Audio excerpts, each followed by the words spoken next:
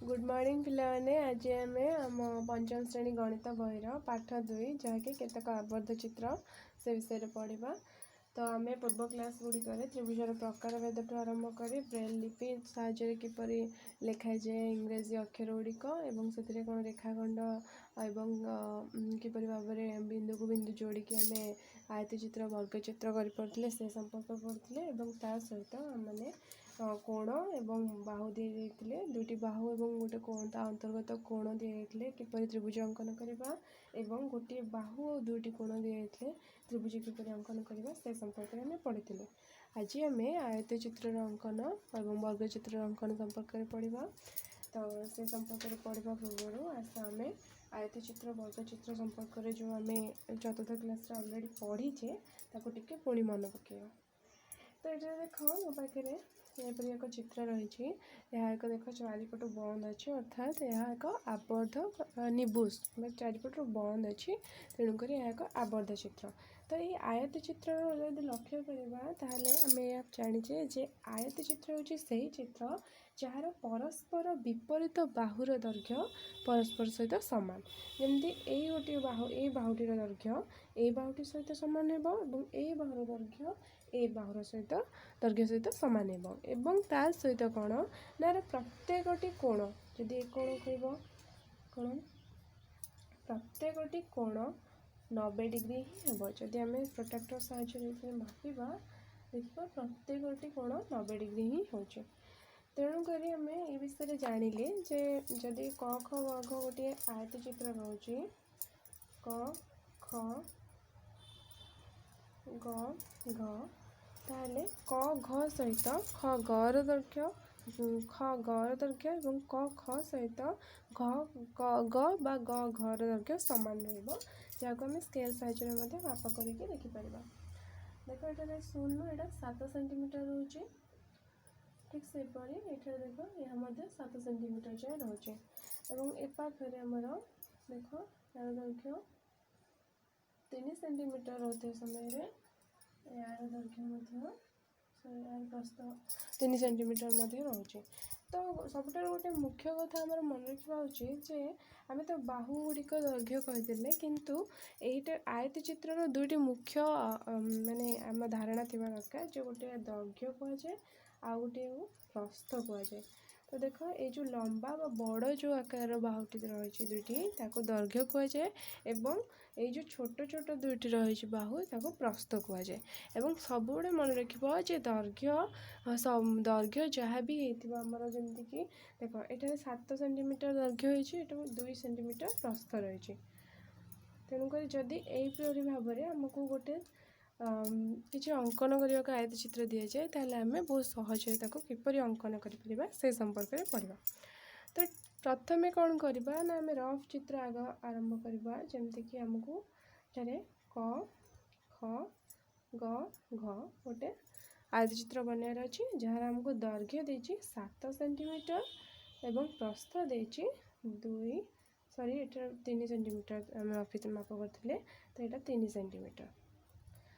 तो यहीपरि भाव में जो आमको देसी से आम कौन कर आयत चित्र अंकन करवा। तो आम जानिले कौन ना आयत चित्र प्रत्येकटी कोणर परिमाण आमर सब हम 90 डिग्री। तो आम प्रथम कौन करवा आम देख जदि क घर दैर्घ्य है 7 सेंटीमीटर तो निहाती भाव में ख घर दैर्घ्य 7 सेंटीमीटर और ग घर जदि प्रस्थ दैर्घ्यटा है 3 सेंटीमीटर ताले क घर दैर्घ्य 3 सेंटीमीटर है। तो आमको कौन से देची ना 7 सेंटीमीटर दैर्घ्य एवं 3 सेंटीमीटर प्रस्थ विशिष्ट गोटे आयत चित्र अंकन करवा।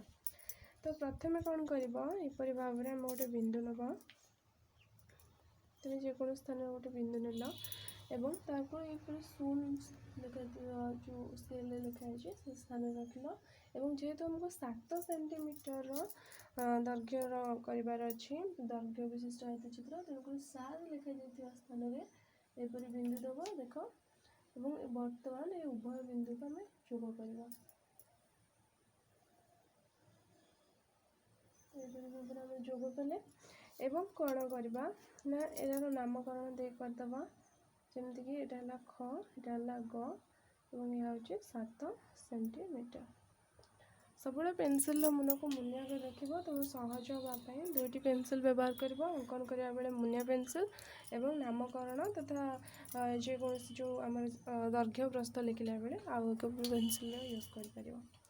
तो बर्तमान आम कौन करवा ख कोण जेहेतु आम जान प्रत्येक कोण 90 डिग्री तेणुक ख बिंदु यहपरी प्रोटेक्टर केन्द्र बिंदु सहित जोड़ी कर रखा और आधार रेखा को यहपरी ख ग जो रेखाखंड अच्छी मिलित भाव रखा और 90 बा 90 लिखे स्थान में एक बिंदु देवा बिंदु देले बर्तमान कौन करवा यहपरी भाव में जो रश्मि आम सृष्टि है 90 डिग्री यहपरी भाव में आगे बढ़ेगा। ठीक से यहपटे जो आम ग बिंदु आम जेहतु जानते चित्र प्रत्येक बाहु दैर्घ्य सॉरी प्रत्येक कोण परिमाण हूँ 90 डिग्री तेणुक आम सब सब कोण परिमाण 90 डिग्री ही हिसाब करवा।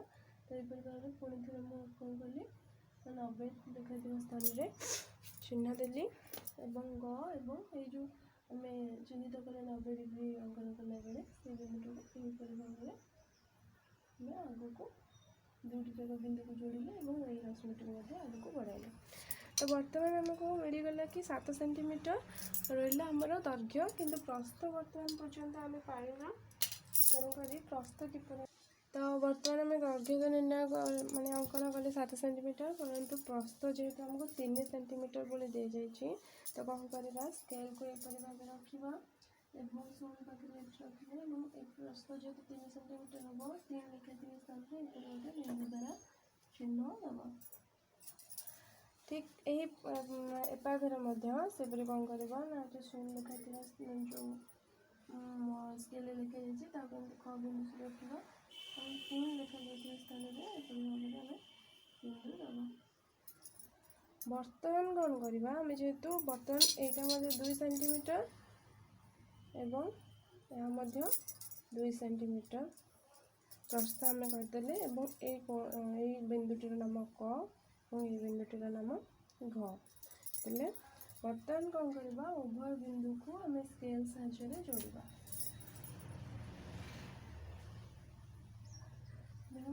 यहपरी भाव में आम जोड़िले। तो बर्तमान आम कौन ना क ख ग घ आयत चित्र अंकन कले। तो यहपरी भाव जो एठारे जमी कही दैर्घ्य परस्पर सामान है प्रस्थ परस्पर सामान कहीं उभय विपरीत बाहु सामान होता है आयत चित्र रे। तो यहाँ 7 सेंटीमीटर है। तो बर्तमान आम आमर आवश्यक आयत चित्र पाइचे तेणुक यहपरी भाव लिखा अतएव क ख ग घ आवश्यक आयत चित्र अटे। तो बर्तमान आम जानिले आयत चित्र किपर अंकन कराउछि प्रति स्टेप वाइज बा सोपान वाइज तुम जदि कर तुमको सहज हम। तो ठीक से हीपरी भाव में आम कौन कर वर्ग चित्र अंकन कर।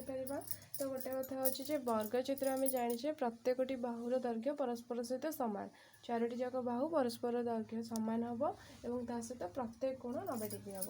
तो वर्ग चित्र अंकन करवा भी बहुत सहज। तो ये देख मो पाखे एक ch2 ना गोटे वर्ग चित्र अच्छी तार चल आम प्रत्येकटी बाहुर दैर्घ्य को मापिबा।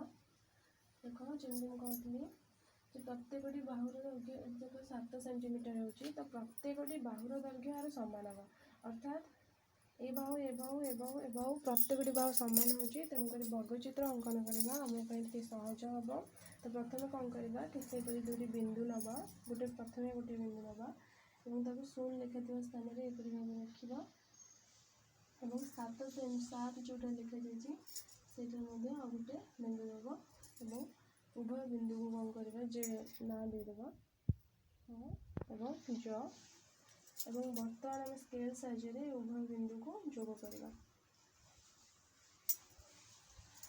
तापर आम कौन करवा प्रत्येक कोण 90 डिग्री जेहेतु तेणुक 6 बिंदु आम 90 डिग्री अंकन करवा जानी कि भाव में अंकन करवा 90 लिखा स्थान में चिन्हित करवा और रश्मिटी को यहपरी भाव में जोग कर आग को बढ़ेगा। आगे को बढ़ेले ठीक से ज बिंदु आम 90 डिग्री अंकन ଏବଂ से बिंदु को दुटी बिंदु को स्केल साहाଯ୍य जोड़ी रश्मि को आगू को बढ़ेगा।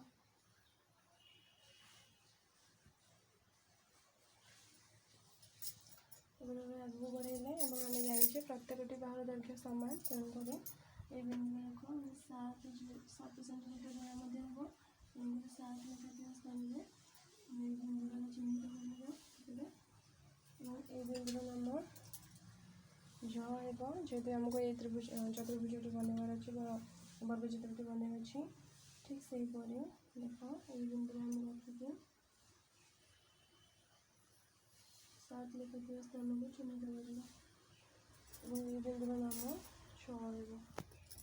तो बर्तमान आम उभय बिंदु को जोड़वा च ज को जेहेतु आम च झ पाइबा एवं देख ये प्रत्येकटिर दैर्घ्य आमर 7 सेंटीमीटर ही रोचे तेणुक एपरी भाव लिखा सेंटीमीटर और प्रत्येकटी कोण 90 डिग्री तेणुक आम लिखा एपरी भाव अतएव च छ ज छ एक आवश्यक वर्ग चित्र अटे। एपरी भाव में आम लिखिले आम वर्गचित्र और आयत चित्र किपर प्रोटेक्टर स्केल व्यवहार कर अंकन कर से संपर्क में पढ़िले आगामी क्लास रे आम सेट स्क्वायर यूज करके किपर व्यवहार करके केमती अंकन कर से संपर्क में पढ़ा से पर्यंत तुम समस्ते घर रही पाठ पढ़। Thank you.